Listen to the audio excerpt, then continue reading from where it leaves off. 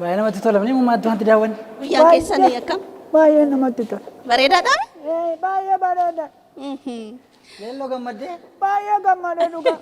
Amma wanta daawwannaa laata? Maal daawwannaa ammoo laata? Amma waan bareedaa tokko daawwannaa waan hubannoo gaarii isiniif kennu. Akkasii? Waan mana jirtanis sirriitti qophaa'aa. Qophaa'aa. Ilaalaa. Qophaa'aa. Lambaadha. Ajaa'iba. Baay'ee namatti tola. Namatti hin tolu? Baay'ee namatti tola. Tole. Amma gaa. Gammishoo. Leellooyyee? Nuti waan baay'ee naasofnu. Mee ijoolleen kun si'ana kaa waa hedduu haasa'amaa miti? Waa hedduu himamaa miti waa'ee xayyaara kanaa? Namni waa'ee xayyaara kanaa sirriitti hubate eenyu akka ta'e hin gaafadha. Nufaa ibsanii waan isaan irratti dogoggoran immoo nuti sirreessinaaf jechuudha. Eenyu faa kennu carraasa? Kunoo faasikaadhaa kenniif. Tole, faasikaa qabadhu. Maal dhageettee, maal hubattee, maal beektee ijoolleen isaa beekanii?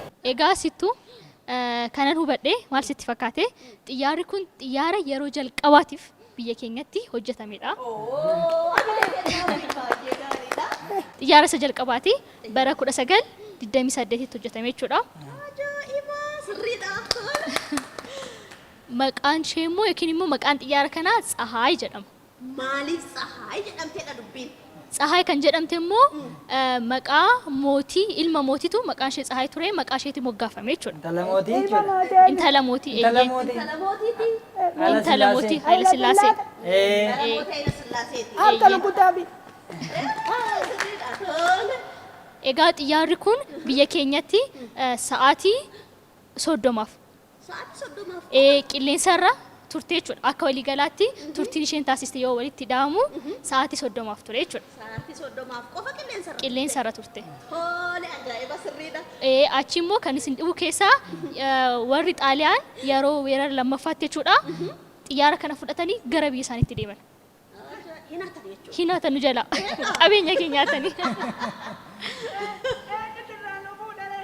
Achi egaa xiyyaarri kun gara Xaaliyaan deeme iddoo garaagaraatti akka isaanii fakkeessanii daawwachiisaa turan.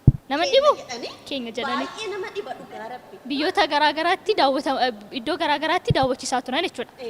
Sana booda egaa waggaa Daadalan kalaqa ijoolleen keenya kalaqtu keenya jedhanii seenaa keenya nu jalaatanii jecha. Egaa as biratti immoo ijoollee nu daawwachaa jiranis waan hiriyyaa isaanii ta'ee waan namoota garaagaraa kiyya jechuu akka hin qabne waan hiriyyaan isaanii kalaqe kun kan hiriyyaa koo kalaqeedha. Waan kan nama biraa kan nama kanaati jedhanii dubbachuu akka qaban hubannaa. Baay'ee gaariidha. Egaa sana booda waggaa 87 booda Ajaa'iba.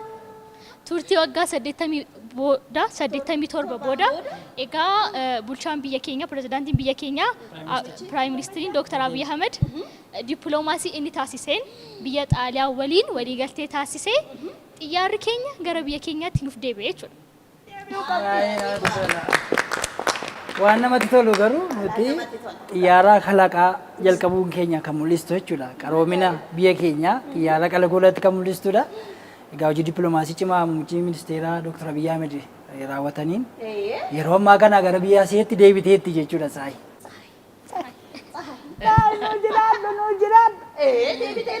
Egaa ijoolleenis immoo yeroo ammaa kana kalaqa adda addaa hojjechaa jiru. Isaanis dhufanii daawwatanii maaltu ture akkamitti kalaqamte kan jedhu nu caala jechuudha. Dhufanii gaggaafatanii waa hunda baruu qabu jenna qophichi.